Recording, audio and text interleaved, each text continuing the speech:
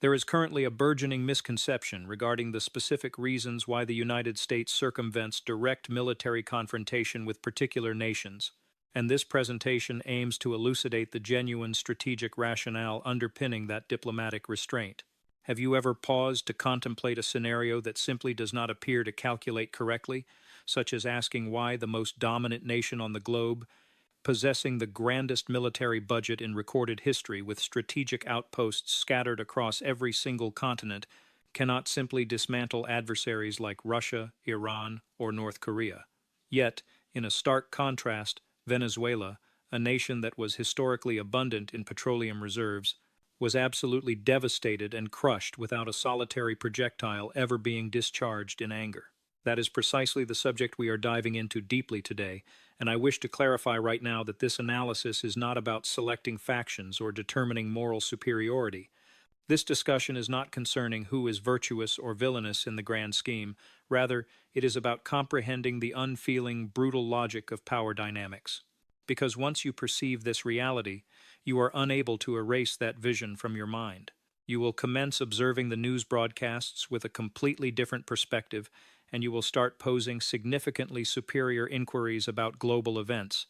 Right now, even as we speak, there are smaller nations being suffocated by severe sanctions, isolated diplomatically from the world stage, and having their vital resources stripped away systematically. But then there are other countries, nations we are explicitly told are our enemies, that are still standing strong, still challenging the established system, and still existing as a persistent reminder that power is not merely about how many aircraft carriers you possess in your fleet. Venezuela collapsed into ruin, yet Russia remains present, Iran remains present, North Korea remains present. That is not a mere accident, my friends. There is a specific formula to this phenomenon, and by the conclusion of this explanation, you are going to understand exactly what protects a nation in the real world, not theoretically on paper, nor in some United Nations meeting, but in the actual, brutal reality of global power. So, let us commence with the overarching question. When does a superpower actually decide to back down? Here is the aspect that sounds absurd at first. The strongest country in the world is actually apprehensive about fighting certain enemies. I realize how that statement resonates, but please hear out my reasoning. It is not about absolute strength or capability. It is about calculating the consequences when you operate as a superpower. Every single military action you take sets off an uncontrollable chain reaction that you cannot govern. You might win a specific battle in 3 weeks, but can you win the decades-long aftermath that inevitably follows? Think about the situation in Iraq. America won that war in 3 weeks, merely 3 weeks, but it took 20 years to finally leave. And when they eventually departed, the Middle East was more fractured and broken than when they had arrived. Look at Afghanistan, where they defeated the Taliban in a matter of months, but the Taliban returned immediately the moment America withdrew its forces.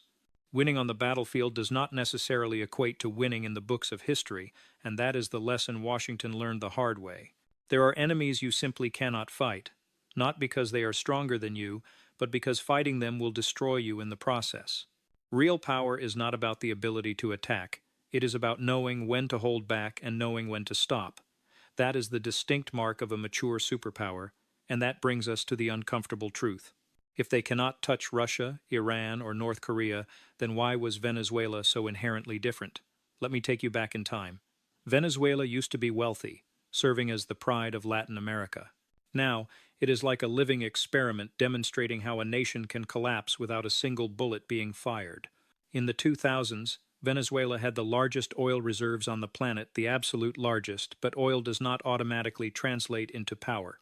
Hugo Chavez, whether you love him or hate him, turned this country into a symbol of resistance against American influence in the region. He nationalized the oil industry, challenged Western corporations, and built alliances with Cuba, Russia, and Iran, and then everything started falling apart. This happened not because they ran out of oil, but because Venezuela didn't have what Russia, Iran, and North Korea have, a strategic defense system. The sanctions came in relentless waves. Assets were frozen, oil companies refused to do business, the currency collapsed, and inflation hit millions of percent. People fled by the millions, and Venezuela wasn't attacked militarily. It was slowly strangled, and that is the most effective way to take down a country. No war. No justification needed in front of the media. Just cut off the economic bloodline and watch them suffocate. When you don't have nuclear weapons, when you don't have major allies willing to go to war for you, and when you don't have a critical geopolitical position, all you have left is your voice. And in geopolitics, mere words do not save anyone. So what makes Russia, Iran, and North Korea untouchable, and what do they have that Venezuela didn't?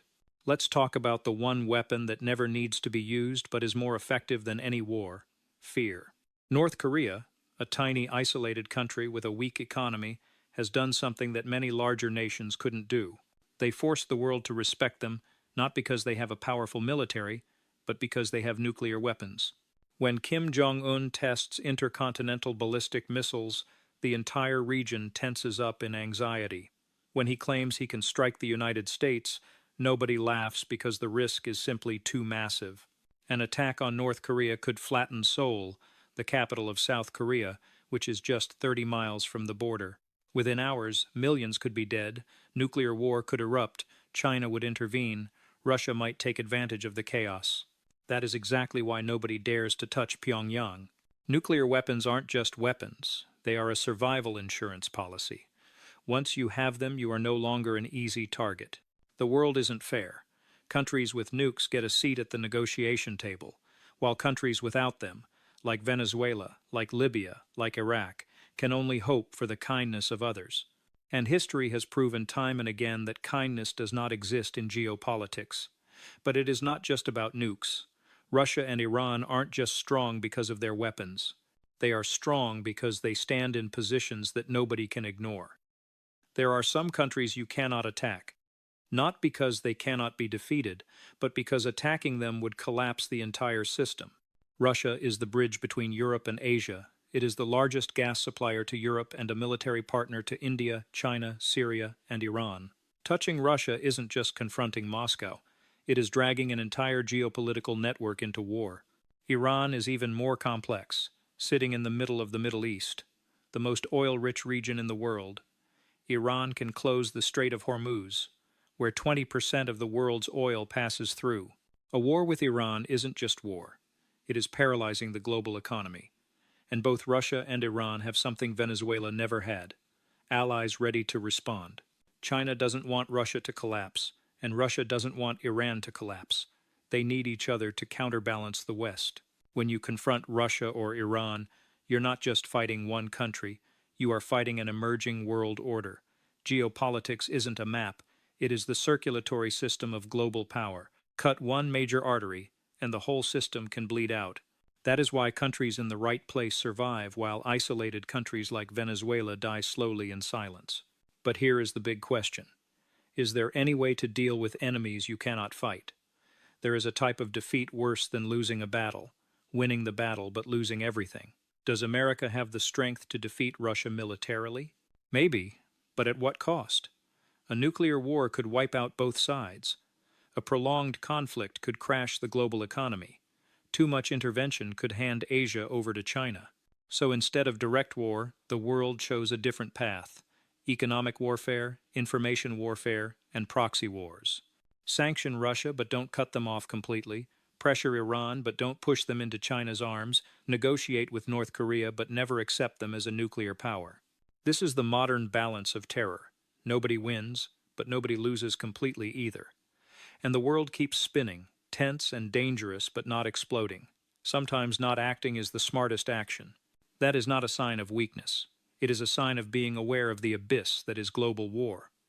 But while the superpowers play chess with each other, there is one country left in the middle of the board: Venezuela. And they are paying the price for their weakness. When you have nothing to protect yourself, the world won't feel sorry for you. They will exploit you. Venezuela doesn't have nuclear weapons, no critical geopolitical position, no strong allies ready to defend them, and the Maduro government, even with support from Russia, China, and Iran, still isn't strong enough to resist the wave of Western sanctions. The people of Venezuela don't care who is right or wrong in geopolitics. They just know the supermarkets have no food, the hospitals have no medicine, and their currency's value disappeared overnight. More than 7 million Venezuelans have fled their country, which is one of the largest migrations in modern history in the Americas. Venezuela became a living warning to any nation that dares challenge the world order without the tools to defend itself. Right or wrong doesn't matter in geopolitics. What matters is whether you're strong enough to force others to respect your decisions. And that leads us to the final question. In this new world, where does real power actually lie? The world is changing, and those who don't change with it will be left behind. In the old days, power was measured by the number of tanks, warships, and soldiers. But now, power lies in technology, in data, and in controlling global supply chains. China doesn't need to fight America, they just need to dominate semiconductor production. Russia doesn't need to invade Europe, they just need to turn off the gas valve. Iran doesn't need to attack directly, they just need to support proxy forces across the Middle East. And Venezuela, they have none of that. Traditional warfare is becoming obsolete. What is happening now is war without gunfire. Economic war, technological war, information war, influence war. If you think military strength is everything, you are living in the 20th century. The 21st century belongs to those who control the flow of information, energy, and technology. And that is exactly why some countries can challenge superpowers while others can only suffer in silence. So let me bring this all together. We have walked through the entire picture of why America cannot attack Russia, Iran, or North Korea, but easily choked out Venezuela. It is not about lacking strength. It is about boundaries that even superpowers don't dare cross. Nuclear weapons create an impenetrable shield. Geopolitical position turns a country into an irreplaceable piece of the global system. And countries that have neither, like Venezuela, are left with only a voice that nobody hears. The world isn't fair. Power isn't distributed evenly. And in geopolitics, there is no right or wrong, only strong and weak. But here is what few people realize. Even superpowers are living in fear. Fear that one mistake could drag the entire world into the abyss. Fear that today's victory could be tomorrow's catastrophe. So the question isn't who is the strongest, it is who survives the longest in a world where every action has consequences nobody can predict. And the answer is that maybe nobody knows for sure. That is the reality we are living in. Thanks for watching.